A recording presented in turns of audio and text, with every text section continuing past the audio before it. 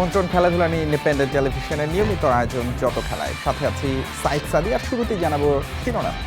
বিশ্বকাপের নকআউট পর্বে প্রথম বড় ম্যাচ কাল। রাউন্ড অফ 32-তে জাপানের বিপক্ষে নামবে ব্রাজিল। শক্তিমত্তা তারকা দুটি আর কোচ আনচেলত্তির ছকে ফেভারিট সেলেসাওরা। আর সবশেষ মুখোমুখিতে জয়ের স্মৃতি জাপানের প্রেরণা। টেক্সাসের হিউস্টন স্টেডিয়ামে কাল ম্যাচ শুরু বাংলাদেশ সময় রাত 11টায়। নকআউট পর্বের স্নায়ুচাপ, ব্রাজিলের অনুশীলনে নেইমার ভিনিসিয়াস আগ্রহের কেন্দ্রে। তবে জাপানের বিপক্ষেও শুরুতে এই জুটি দেখা যাবে না। বদলি হিসেবেই নেইমারকে খেলাবেন আনচেলত্তি। মরক্কোর কাছে হোঁচটের পর হাইতি ও স্কটল্যান্ড বাধা সহজেই টপকেছে ব্রাজিল। 3 ম্যাচেই গোলের কীর্তি ভিনিসিয়াসের। কুনিয়াও আছেন ফর্মে। দলীয় সমন্বয় আক্রমণের ধার চেনা ব্রাজিলকে ফিরিয়ে এনেছে। তবে জাপান বিপজ্জনক প্রতিপক্ষ। সবশেষ প্রীতি ম্যাচে ওদের কাছে 3-2 গোলে হারের তিক্ততায় সেলেসাওরা সর্বোচ্চ সতর্ক। জানি না জাপানের সেরা খেলোয়াড় কে, সেটা জানতে ভিডিও দেখতে হবে। তবে এটা জানি তারা বেশ শক্ত প্রতিপক্ষ। আমরা জয়ের জন্য সেরাটা দিয়েই লড়ব। ব্রাজিল সবশেষ ম্যাচের একাদশ নিয়েই শুরু করবে। অ্যাটাকে সমন্বয়ের ভূমিকা কুনিয়ার। 2 উইংয়ে ব্যস্ত থাকবেন ইনফর্ম ভিনিসিয়াস ও নবীন সদস্য রায়ান। মিডফিল্ডে ক্যাসিমিরো, গিমারেস, পাকেতার নিয়ন্ত্রণ জরুরি। জাপানের কুইক কাউন্টার অ্যাটাকের বিরুদ্ধে হাই প্লেসিংয়ে জোর দিবে ব্রাজিল।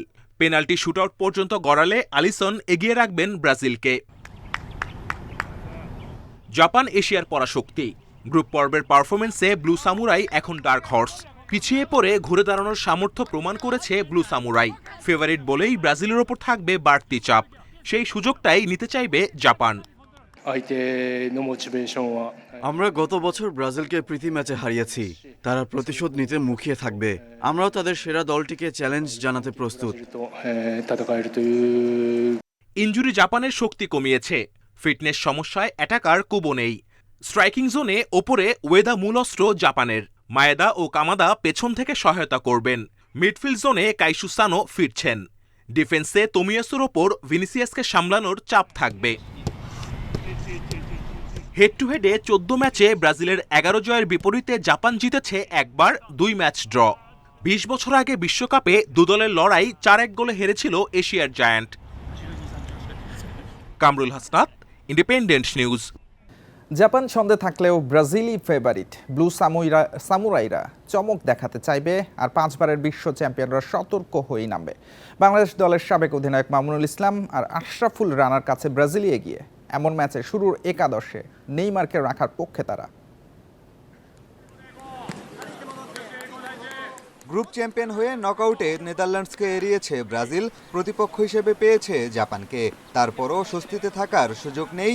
এশিয়ার দলটি যে পার করছে নিজেদের সেরা সময়, 5 বারের বিশ্ব চ্যাম্পিয়নদেরও সেটা জানা আছে। র্যাঙ্কিং, পরিসংখ্যান সবকিছুই ব্রাজিলের পক্ষে। তবে ব্লু সামুরাইরা চমক দেখানোর চেষ্টা করবে। তাই মাঠে বাড়তি সতর্ক থাকতে হবে আনচেলত্তির দলকে। অঘটনের কোনো সুযোগ দেখছেন না মামুনুল। হাই ভোল্টেজ ম্যাচ হবে, কারণ জাপান খুব discipline team. As a discipline টিমের সঙ্গে আপনি একজন শৈল্পিক ফুটবল বা একজন অ্যাটাকিং ফুটবলের খেলা হবে ব্রাজিলের ডিসিপ্লিন টিমের সঙ্গে। এখন ডিসিপ্লিন টিম জিতে না অ্যাটাকিং টিম জিতে, সেটা ম্যাচের উপর ডিপেন্ড করবে। বাট ম্যাচটা আমি মনে করি ব্রাজিল অনেক দূর এগিয়ে জাপানের থেকে। বাট বিগত ম্যাচগুলি যদি আপনি টেকটিক্যালি চিন্তা করেন, তাহলে ম্যাচটা 50-50 ম্যাচ হওয়ার সম্ভাবনা বেশি থাকে। স্কটল্যান্ড ম্যাচ দিয়ে হলুদ জার্সি গায়ে ফিরেছেন নেইমার। জাপান ম্যাচে তাকে শুরুর একাদশে খেলানোর পক্ষে মামুনুল। আরও এক ম্যাচে ছন্দে থাকা ভিনিসিয়াস ব্যবধান গড়ে দিতে পারেন বলছেন আশরাফুল। রাউন্ড অফ 16 খেলতে হয়, আপনি ম্যাচ জিততে হবে।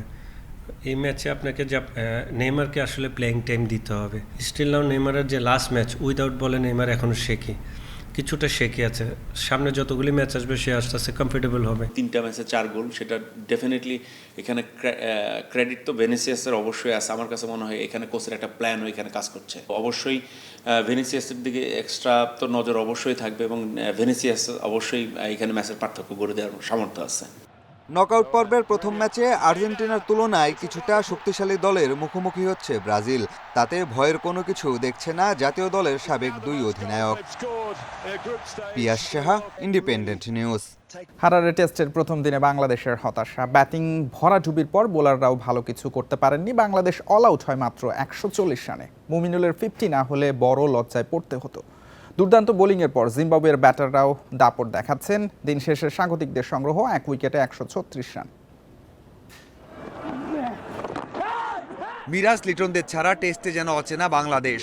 হৃদয় অমিতের অভিষেক ম্যাচে বেহাল। যে দল কিছুদিন আগেই টেস্টে পাকিস্তানকে হোয়াইট ওয়াশ করলো, তারাই জিম্বাবুয়ের বিপক্ষে মাত্র 140 রানে অল আউট। হারারে টেস্টে প্রথম দিনেই জিম্বাবুয়ে চালকের আসনে। বোর্ডে 1 উইকেটে 136 রান। টস হেরে ব্যাটিংয়ে নেমে আবারও জয়ের ব্যর্থতা দেখতে হলো। শান্ত সাদমান শুরুর ধাক্কা সামাল দেওয়ার চেষ্টা করেও বেশি দূর এগোতে পারেননি। গেল কয়েক টেস্টে বাংলাদেশের আস্থা হয়ে দাঁড়ানো শান্ত মুমিনুল জুটি গড়েন। মুমিনুল 60 করে আউট হলে ভাঙে 77 রানের জুটি। এরপর শুরু ব্যাটারদের আসা যাওয়া। মুশফিককে এনগারাভা বোল্ড করলে আর কেউই দাঁড়াতে পারেননি। দুই অভিষিক্ত হৃদয় ও অমিত হতাশ করেন। সাদমান, শান্ত, মুমিনুল ছাড়া কেউই 2 অঙ্কে পৌঁছাতে পারেননি। শেষ 3 ব্যাটার হাসান, খালেদ, এবাদতের পাশে শূন্য। টেস্ট ম্যাচে 50 ওভারও টিকতে পারেনি বাংলাদেশ। মাত্র 140 রানে অল আউট। তাসকিন রানারা নেই, যারা আছেন তারাও নিয়মিত পরীক্ষিত। হাসান, খালেদ, তাইজুলদের নিয়ে ব্রেক থ্রুর জন্য অপেক্ষা 16 ওভার। জিম্বাবুয়ে তুলে ফেলে 89 রান। 42 করে খালেদের শিকার হন বিন কারান। এরপর দারুণ ব্যাটিং করেছেন অভিজ্ঞ টেইলর ও কাইয়া। আর কোনো উইকেট ফেলতে পারেননি টাইগার বোলাররা। 50 তুলে সেঞ্চুরির দিকে যাচ্ছেন কাইয়া। অপরাজিত আছেন 76 রানে। টেইলর 17 রান নিয়ে দ্বিতীয় দিন শুরু করবেন। Mazharul Islam, independent news. এই ছিল যত খেলায়। ইন্ডিপেন্ডেন্ট টেলিভিশনের সব খবর বিস্তারিত জানতে চোখ রাখুন ফেসবুক, ইউটিউব এবং এক্সে। আমন্ত্রণ পরের আয়োজন।